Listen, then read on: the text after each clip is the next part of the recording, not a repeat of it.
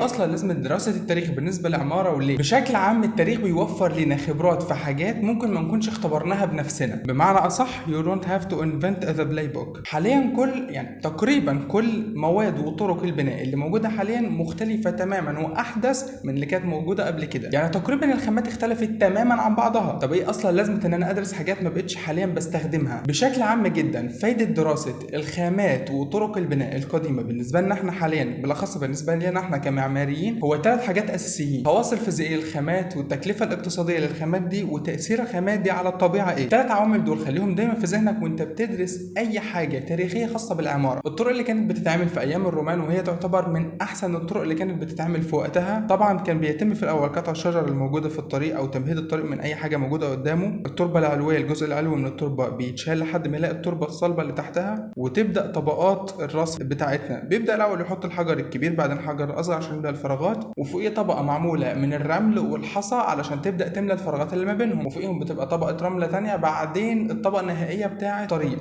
وده طبعا الطريق اللي هو بمسمى الهاي واي عندنا حاليا، يعني دي كانت طبقه الفينش في الطرق الرئيسيه عندهم، على عكس مثلا طبقه الفينش في داخل المدن اللي كانت بتبقى فيها حجر كبير عشان تخفف السرعات بتاعه الاحصنه يعني. وحديثا لقيوا ان على يمين وشمال الطريق ب 20 متر بيبقى فيه زي خنادق محفوره علشان تمنع اي عربيات مش معاها تراخيص ان هي تمشي على الطريق ده، او تمنع اي سرقه او اي حيوانات مفترسه وغيره. هنا التفكير في الخواص الفيزيائيه للمكان او للتربه اللي موجوده، في ان هم عرفوا يعالجوا التربه علشان يعملوا ليها خواص مختلفه، وعن طريق الطبقات دي يبدا يكون في حاجه واضحه كويسه تتحمل وسائل النقل اللي موجوده في وقتها. الحاجه الثانيه اللي فكروا فيها وهي حمايه المستخدم، اللي هي تجربه المستخدم اللي احنا بنتكلم عنها دايما. عندنا مثلا هنا الفراعنه، انت عارف ان في واحد من الاهرامات ما كانش تقريبا هيكتمل او ما كانوش هيعملوه بسبب ان كان في غلطه في حساب التربه بتاعته كانت تمت معالجتها في الجزء اللي عند الاحرف بتاعه الهرم، بس لما الهرم بدا يطلع وتبدا تقريبا وصلوا لنص الهرم، التربه في النص بدات تنهار، عشان كده بداوا يعملوا في النص اللي فوق زاويه مختلفه للهرم عشان يقللوا الحمل على التربه، وده اللي خلى الهرم واخد زاويه هرم لوحدها، والجزء اللي فوق ده زاويه هرم مختلفه تماما. وده اللي خلى الفراعنه في الاهرامات اللي بعد كده يعملوا معالجه لكامل مسطح التربه تحت الهرم عشان يتحمل الوزن الضخم بتاعه. حاجه احدث شويه في برلين مثلا، كان في فندق جواه في الاتيوم بتاعه او في المكان اللي فيه المطعم في زي حوض سمك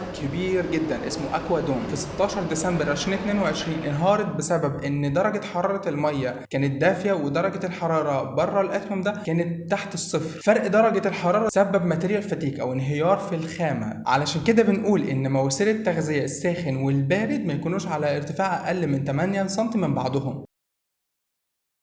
طبعا مفيش اي معنى او اي قيمه من بدايه اي مشروع وانت مش عارف تكلفه المشروع ده ايه، سواء بدايه من انت هتشطب شقه صغيره او ان انت هتعمل مشروع بحجم مدينه. الجزء ده مش هنرجع قوي بالتاريخ، يعني هيبقى تاريخ معاصر تقريبا. الصين في سنه 2000 بدات تبقى كمركز اقتصادي عالمي، وطبعا الصين بالنسبه للمعماريين معروفه بحجم المشاريع السكنيه العملاقه اللي هي بتعملها، ده طبعا بحكم التعداد الضخم للسكان اللي بيوصل لمليار نسمه او اكتر. بدات الصين مشروع اللي هو بيسمى يعني شاينيز اباندنت جوست سيتي. المشروع مبني على اساسين مهمين: هاي اند ريزيدنشال كوميونتي وكل طبعا الرفاهيات المصاحبه ليهم، والحاجه الثانيه هي سمولر كوميرشال هابس اللي هي الشوبينج وسكاي سكريبرز وغيره. ومكان المشروع مقنع جدا لان هو قريب من محطه القطارات السريعه. من بدايه الاعلان عن المشروع اتباعت 700 وحده سكنيه، وفي 2014 الشركه المطوره للمكان توقفت لان الحكومه وجهت ليها قضايا فساد اللي اثبت فعلا ان هي حقيقيه في 2017. وده طبعا اللي هو الاكستريم ميجرمنت على حاجه زي دي. يعني انت لو بدانا نتكلم على مستوى الشقه مثلا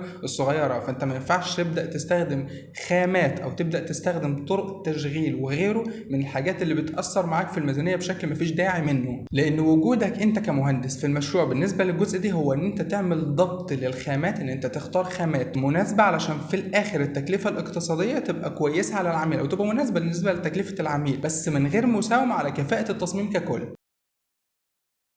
عشان نبدأ نفهم تأثير الخامات على الطبيعة لازم نبدأ نعرف الأول حاجة اسمها الجرين هاوس افكت. ببساطة الغلاف الجوي بيحتوي على مجموعة من الغازات، لما أشعة الشمس بتدخل لينا في جزء من درجة حرارة الشمس بيتحفظ في الغلاف الجوي. لما نسبة الغازات دي بتبدأ تزيد في الغلاف الجوي بالتبعية درجة الحرارة في الغلاف الجوي اللي بتتحفظ بتبدأ ترتفع. ده أبسط معنى للجرين هاوس افكت. المباني لوحدها مسؤولة عن 48% من الغازات اللي بتنبعث في الجو، بداية من الخامات اللي انت بتستخدمها، والخامة دي طرق تصنيعها ايه، الطرق بتاعت التصنيع بتاعت الخامة دي بتنتج عنها غازات معينة، تشغيل المبنى واستخدام المبنى وطريقة تجميع وتركيب المبنى، كل جزء من المرحلة دي بيبدأ يعمل انبعاثات لغازات معينة مسؤولة عن 48% من الغازات اللي موجودة في الجو، أو بمعنى أصح 48% من الغازات المسببة للاحتباس الحراري. دول الثلاث عناصر الأساسيين اللي لازم يكونوا في ذهنك وأنت بتدرس أي حاجة تبع تاريخ العمارة، علشان تبقى عارف التأثير العام للتصميمات بتاعتك إيه. وأنا مش عايز محتوى الفيديو حاليا يبدأ يروح لاتجاه مختلف عن إن إحنا هنتكلم في السلسلة دي عن تاريخ العمارة. إحنا حاليا وبشكل ما أدركنا الوضع الحالي لينا إيه، علشان فيما بعد لما نبدأ نتكلم عن المنازل الطبيعية والخامات الطبيعية والتهوية الطبيعية ودورها في المنازل والكلام ده،